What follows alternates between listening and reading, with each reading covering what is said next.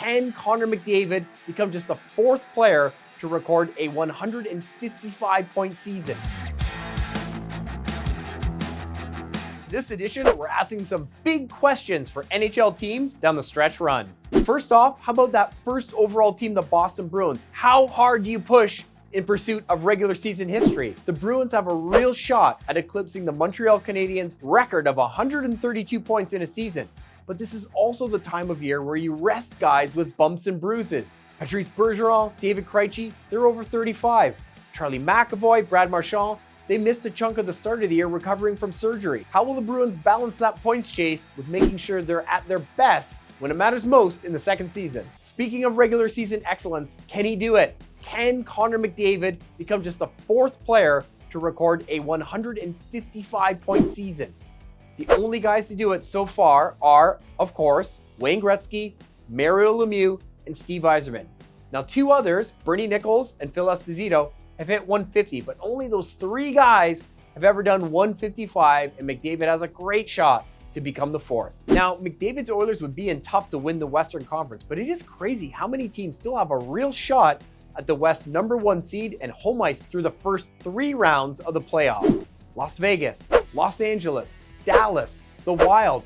Basically a jump ball between those four teams, and you can't fully count out McDavid's Oilers or, for sure, the defending Cup champion Colorado Avalanche. Maybe the West's 8 playoff spots are more or less spoken for, but when it comes to nabbing that top seed, there's still a lot of high-stakes hockey to come.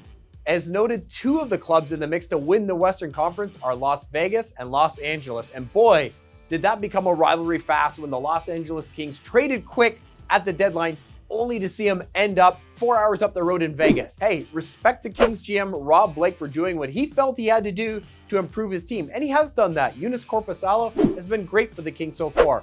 But boy, with what Quick has done early on in Vegas, you know a lot of people looking for something to watch on the stretch drive will be tuned in April 6th when the Kings visit Vegas. The same night Quick will presumably start against the Kings, Vladimir Tarasenko will return to St. Louis as a member of the Rangers. And that's a good reminder that a big question down the stretch is how will these new guys mesh with their new team? Can Timo Meier help the Devils win the Metro? Will the Rangers see the best version of Patrick Kane? Can Matthias Ekholm help that Edmonton blue line settle in? All part of the fun of watching the final few weeks of the regular season play out. Now let's get a look at the full ranking. So many good stories in New Jersey this year. Will one of them be Nico Hischier claiming the Selke Trophy? You look at the Seattle Kraken, for all that's gone right, the goaltending hasn't been great all year. Can Philip Grubauer get a good stretch together and build some confidence heading into the playoffs? Did GM Steve Yzerman steal the Red Wings' soul when he sold at the deadline? You know it had to be hard for guys in that room to see Tyler Bertuzzi and Philip Hronek go. Can San Jose overtake, maybe undertake, Columbus for the best Connor Bedard odds? It's in play. And don't you think San Jose kind of deserves a lottery win after being so competitive for 20 years? Okay, I'm Ryan Dixon. The season may be winding down, but don't worry, we still got a few more editions of the Sportsnet Power Ranking to go, so make sure you keep coming back. Let's see how this 2022-23 campaign plays out together.